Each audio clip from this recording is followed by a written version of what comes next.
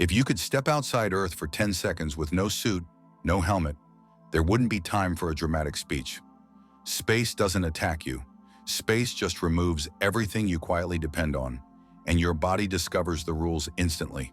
And that's the moment you understand why Earth feels fragile from space. We're not living on a rock.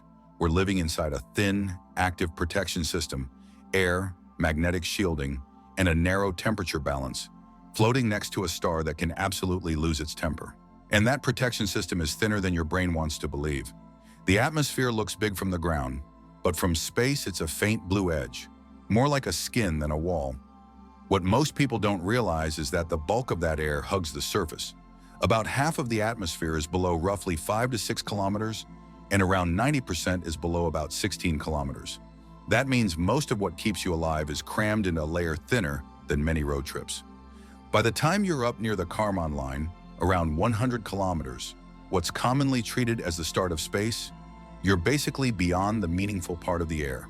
And the terrifyingly simple truth is this: Earth's habitability relies on a layer you could describe as thin, without exaggeration. But the atmosphere isn't just an oxygen container, it's also a thermostat. Without it, temperatures would swing harder between day and night, and the surface would behave far more like an airless world, hot when lit, brutally cold when not. That same atmosphere is also a shield because it burns up countless small meteoroids every single day. A shooting star isn't a star, it's usually a tiny rock losing a fight to friction and heat. Our sky is basically a daily defense system, silently dissolving debris that would otherwise be hitting the ground. And even then, the atmosphere isn't the only shield. There's a second one you never see: Earth's magnetic field. That field helps deflect charged particles from the solar wind, streams of energized particles constantly flowing from the sun. Without a strong magnetosphere, a planet's atmosphere is more vulnerable to erosion over geologic time. You don't have to picture Earth suddenly losing its air overnight. You just have to imagine a slow leaking, a long vulnerability, a planet that becomes harder and harder to live on. The magnetic field is like an invisible bouncer that never sleeps. Then you learn about the Van Allen radiation belts, regions of trapped energetic particles held by Earth's magnetosphere, and you realize that near-Earth space isn't gentle either. Those belts are part of why spacecraft engineering is so serious. Radiation can damage electronics, degrade solar panels, and even flip bits in computer memory. Space radiation isn't a movie villain, it's a constant environmental hazard. And outside Earth's protective layers, radiation becomes a daily reality. Cosmic rays and solar energetic particles that can damage DNA and increase long-term health risks for astronauts. Earth's atmosphere and magnetic field reduce that exposure dramatically, which is another way of saying Earth isn't just a place to stand. It's a protective system actively working for you. Now let's talk about the star running the whole neighborhood. The sun is calm until it isn't. Solar flares and coronal mass ejections, CMAs, can fling massive clouds of plasma into space. When one is aimed at Earth, it can smash into our magnetosphere and trigger geomagnetic storms. People hear solar storm and imagine pretty auroras. And yes, auroras are the beautiful side of it. But the same process that paints the sky can also disrupt satellites, navigation, and power infrastructure. And history already gave us a warning label. In 1859, the Carrington Event produced auroras seen far from the poles and caused telegraph systems to spark, shock operators, and in some cases even catch fire. That was in the age of simple electrical systems. Today we've built a civilization that leans on space-based technology like it's gravity. GPS isn't just maps. GPS timing helps synchronize communications networks, financial transactions, shipping logistics, and critical infrastructure. Satellites aren't just nice extras. They're part of the nervous system of modern life. So if a Carrington-level storm hit now, the problem wouldn't be that Earth itself is destroyed. The problem is that our systems could get shaken hard, satellites forced into safe modes, communications disrupted, navigation degraded, and power grids potentially stressed by induced currents in long transmission lines. Space doesn't need to kill the planet to hurt us. It only needs to interrupt the tools we build our lives around. And the sun has another, how is that even possible? Fact, its corona, the outer atmosphere, can reach temperatures over 1 million degrees, even though the visible surface is far cooler. That's one reason missions like the Parker Solar Probe matter. We're still studying the physics of the solar wind and the strange heating of the corona, which is a humbling thought in itself. Our star keeps doing things we're still trying to fully explain, and we live next door. Now zoom out and look at the solar system like a neighborhood with debris everywhere. Earth is in a shooting gallery and always has been. Asteroids and comets are leftovers from planetary formation, and most of them never matter. But the fact that most don't matter is exactly what makes the rare ones terrifying, because the consequences scale fast.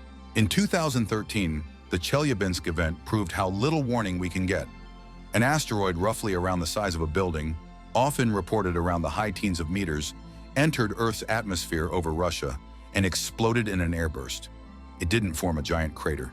It still shattered windows across a wide area and injured a large number of people.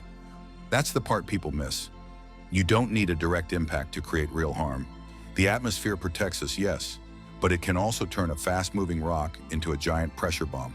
Then there's Tunguska in 1908, which flattened an enormous area of forest in Siberia, thousands of square kilometers, again likely from an airburst. That happened over a sparsely populated region, which is basically the nicest possible outcome. Move that event over a modern city and you have a completely different chapter in history. That's what fragile looks like from space. Outcomes hinge on where a rock happens to explode. And if you want a reminder of scale, consider the Chicxulub impact, associated with a crater roughly 180 to 200 kilometers wide in Mexico, linked to an asteroid estimated around 10 to 15 kilometers across.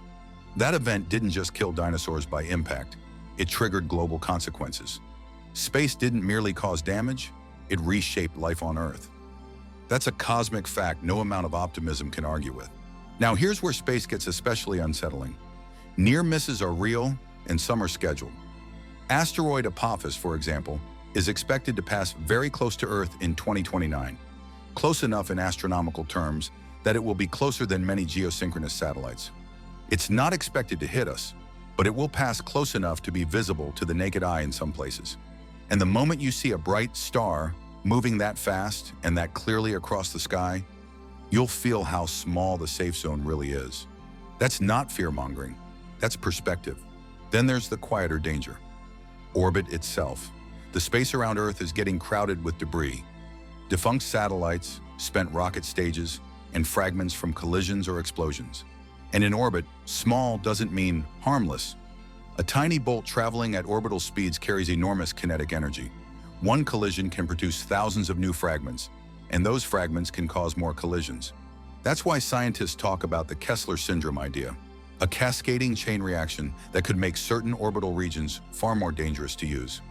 Imagine building a traffic jam you can't see at thousands of kilometers per hour around your planet.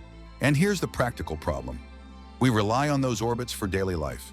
Weather forecasting, disaster response, communications, navigation, environmental monitoring. If that orbital layer is degraded, modern life feels it immediately. Space fragility isn't just, could Earth be hit by something? It's also, how exposed is our infrastructure to the environment above us? Even Earth's upper atmosphere participates in this. During strong geomagnetic storms, the upper atmosphere can heat and expand, increasing drag on low-orbit satellites and changing their orbits. That can shorten satellite lifetimes and complicate tracking. It's another reminder that Earth and space are not separate worlds. They're a connected system. The sun energizes Earth's space environment, and that environment feeds back into technology and orbit. And if you want the simplest way to understand it all, here it is. Earth is protected, but not guaranteed. We're protected by a thin atmosphere that filters and burns incoming debris. We're protected by a magnetic field that deflects much of the solar wind. We're protected by oceans that absorb and redistribute heat, stabilizing climate. We're protected by a distance from the sun that keeps liquid water possible. That's why the habitable zone idea matters. It's not a magical ring where everything is fine. It's a rough region where temperatures might allow liquid water if the atmosphere cooperates. But the atmosphere can change. Reflectivity can change. Greenhouse effects can change. And suddenly you're not in comfortable territory anymore. Earth feels stable to us because we were born into the stable era. Space doesn't promise stability, it just runs physics. So when you zoom out far enough, Earth stops looking like a fortress and starts looking like a lucky safe zone. A thin blue film, a magnetic shield, a fragile climate balance, and a civilization increasingly dependent on satellites, circling a star that can spike with storms in sharing a solar neighborhood with rocks that occasionally wander too close. And the craziest part? None of this is drama.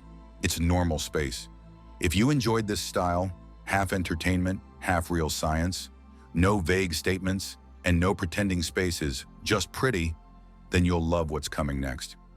Subscribe and keep exploring the hidden side of reality.